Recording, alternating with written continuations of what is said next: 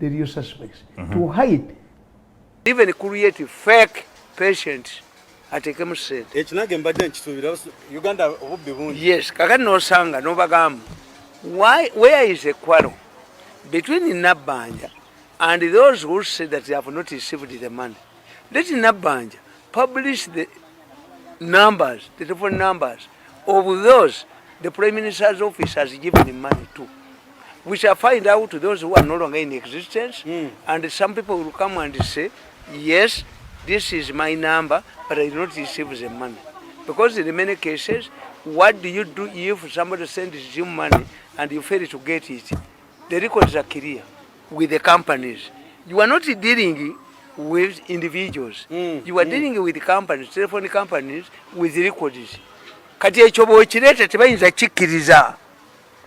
Bw'obaga nti nedda, the only answer, the only judge who can decide this case, whether the Nabbanja sends money to people who are denying to have received it, security. Which security? But security for what in terms of money? Security yokumanya simu ye erimu ki. We are not talking about somebody's account in a bank. We are talking about because your telephone number is public. This is why government has decided to use your telephone number to send the money to you. Kakati ekyo bwekibaga nti nedda banenge the matter is simple. Nabbanja akube a list of telephone numbers mu mawulire gonna tuzirabe bali tebasobola bajja kuleeta ye excuse because they will be exposed. Not excuse bajirese mache bagambye nti abantu even their nini numbers zinzo okubaawo mujja buyingira account zaabwe. Ate otya telephone number ekulaga account yo nkugambye nti ba Mafia ba Uganda bw'obatuusa ku solution nga bafuna ye ekirala. Naye bannange kakati kasooka olabe. What do we need? Whether Museveni, if Museveni extends the lockdown, the people are impatient. All countries have decided to have vaccination. Vaccination is the long-term solution. What measures are in place now for vaccination? You have been moved to oxygen and other facilities that we are lacking. Are you saying now that this is going to be to whoever gets the disease can get facilities? Was the question of facilities in hospitals? Or the ultimate goal would be, this was a temporary measure. That is like going to a bank, when everybody, all the customers go to a bank, the bank can collapse. So many patients went to hospital and the hospitals did not have enough facilities. But the ultimate goal would be vaccination. Everybody is after vaccinating everybody that you can go to normal life. Nobody is now discussing vaccination. Normally, Uganda don't discuss the issues. The issues at hand. What are we discussing now? Are we discussing the vaccination as other countries have done? Or we are just talking about facilities? Because the money that we borrowed from the World Bank and IMF, 1.5 trillion has been spent on these facilities. Oxygen, what. But other countries are moving towards vaccination because for me, I know, nti olaba bagabidde abantu bano sente tebajja kuta.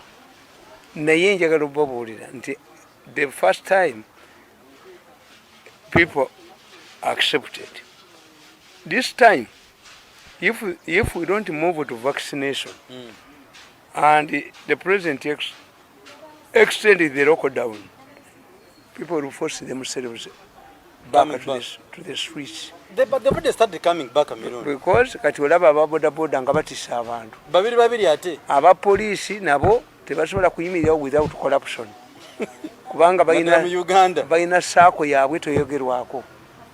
We talked about National Security Fund.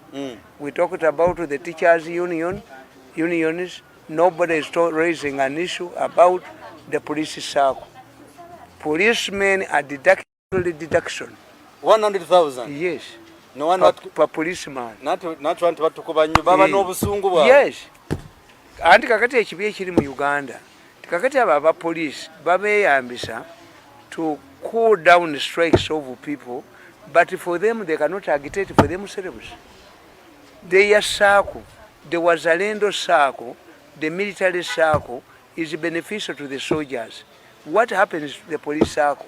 Kakati, the policemen deployed to implement these directives, the COVID directives, largely depend on bribes from motorists. That's why within a month we shall see many vehicles back on the roads, because this is the only way policemen can get money. Two, people relax. Why? At the peak of the virus, there were reported cases of death, including prominent people. Today, you don't see reports of dead people in newspapers. What does an ordinary person get from this? He will say, "Akabuka kagenzi." Irana bagamba, nti Museveni was blackmailing people in working places to buy masks as a passport to work. The moment you implement a lockdown, the sales on masks went down. Why? People want masks at home? No. Yes. People were using masks, we are daring to COVID requirements because they feared Museveni to send them back to lockdown. Now that there is a lockdown, now the effect, people are at home, they don't see the need to buy masks. Finally, on COVID, you see, basically is a very complicated man. But brilliant. No, he's not brilliant. Basically is a corrupt man. He's just cunning and corrupt. He supported the government. He was the first one to talk about the total lockdown before even Museveni announced it. Because the problem with the government, when they're doing something, they first bribe the opposition people. They give the opposition people money and they support. Now Besigye is back. This is why they are saying that the border riders have not benefited from Nabbanja's funds, and they are threatening with a strike. What does it mean? When Bobi Wine hears that Besigye is organizing a strike, Bobi Wine not to be overshadowed by Besigye, to join Besigye. And for the border riders, if they know that when they threaten a strike, when Museveni cannot accept to face a strike, any strike for what? If you power tear gas,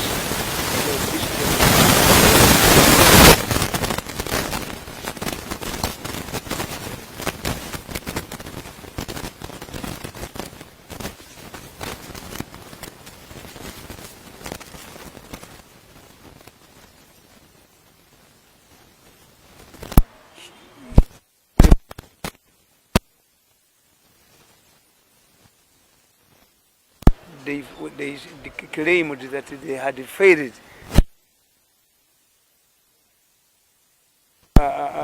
telephone sales. What?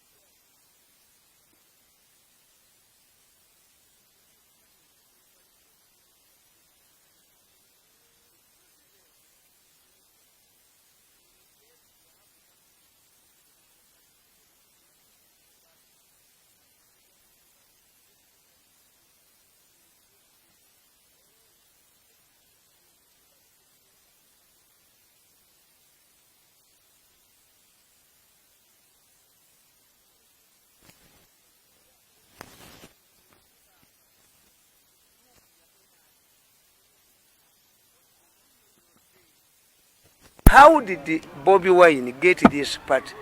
This was an existing party. He did not form a new party. He could not form a new party. So he used one of this KNU is one of the old parties that had been registered by NRM to use them in case they wanted to parade them as parties. If the big parties failed to play ball, that's one.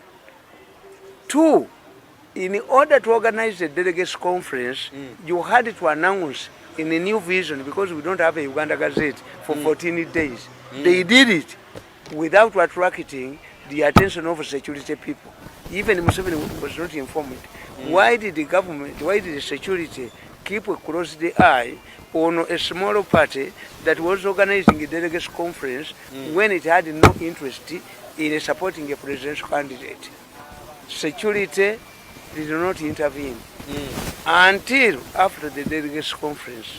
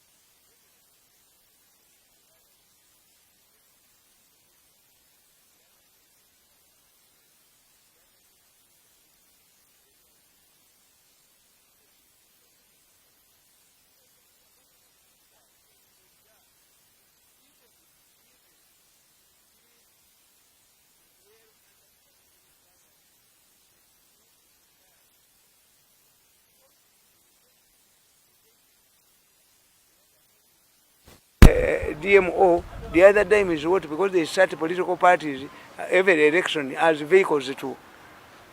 But for me, the person I see who is credible, because I told you that a kid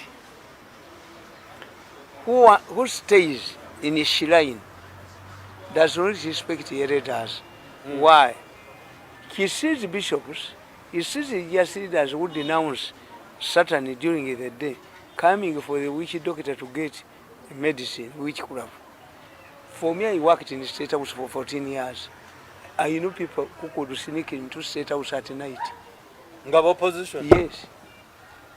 So that's why for me, the only person in Uganda who is credible in the opposition is Mugisha Muntu. The rest are fake. Kali, tukyaliwo. Naye kakati ekikulu kya byonna nti no bannayuganda ebituluma bingi. Jjo nalabika kilipo nga bagamba nti Ebulaaya naddamu Israel trafficking human organs nakyo nga bwekiri. Ne mu Uganda bagamba bwekiri. No, and you see this boy was arrested in Nansana was linked to Israelis. Me, I know, I've talked about it.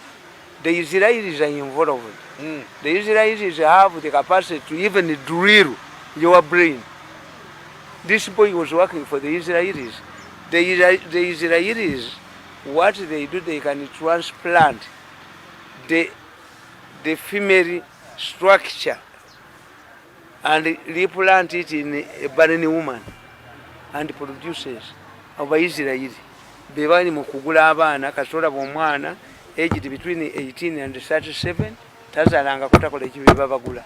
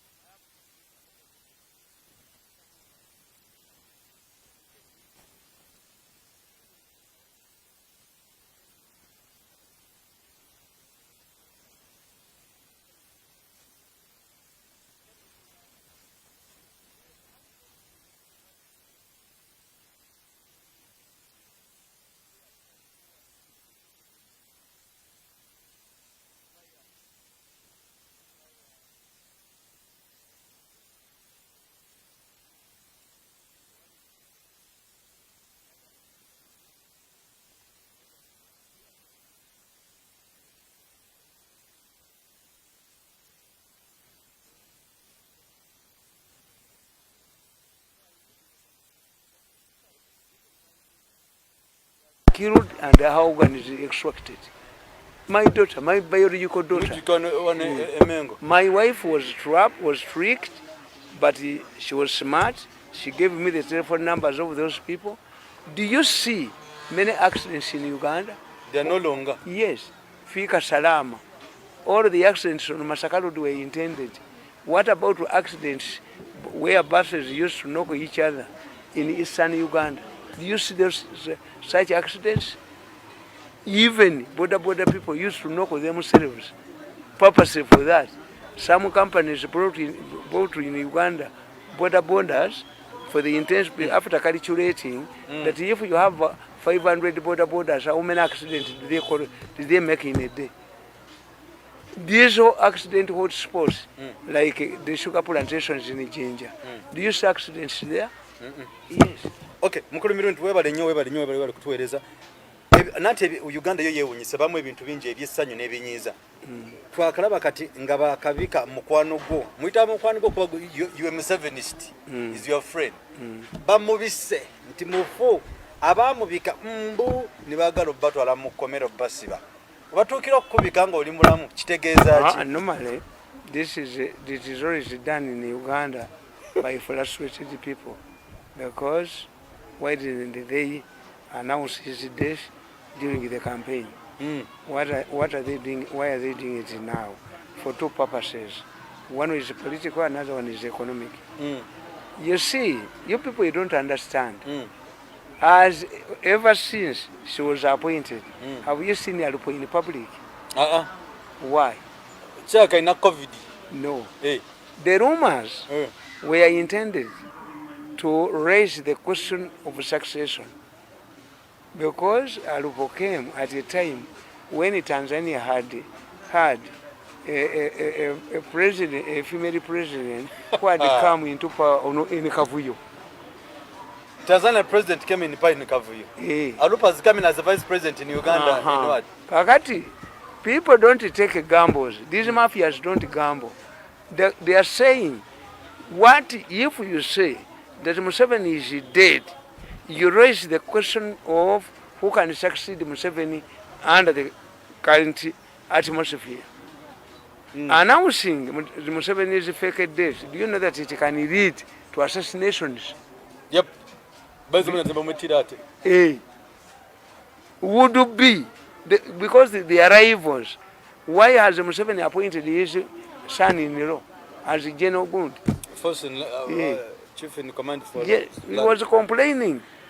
He wants to be president and was arguing that has been sidelined. His activities, as he had a patriotic movement, something like that, had been, his efforts to go to the party had been frustrated. So he was arguing, I'm a Ugandan, I am entitled, because they think in terms of money that anybody can be elected president. So one of the reasons is to raise the question of the presidency. if Museveni is assassinated, do you know what it means? It can lead to the assassination of Alupo. Have you understood it? Two, these bloggers, you see, they tell us that when a leader humiliates those who have delivered, committed, and dedicated the service to him, he ends up using mercenaries. Museveni is using mercenaries because the system has humiliated those who have delivered, committed, and dedicated the service. As a result, these are mercenaries. This is why a president gives MPs money to pass bills. Yeah. How can a president give money to MPs belonging to his party to pass bills? That was the non-capitalist practice. Museo to Wayoji. And at times, this is why Museveni avoids the parliament. Because he knows whenever he goes to parliament, they ask him money. Kakati, when you use mercenaries, the bloggers, people in the State House, these rumors originate from the State House. These people thought that if you spread constantly fake death news about Museveni, they're asking Museveni to give them money to counter, because Museveni would be made to believe that these reports originate from the opposition. And therefore, to counter the opposition, Museveni would give his bloggers money. This fake news of announcing Museveni's fake death originates from State House.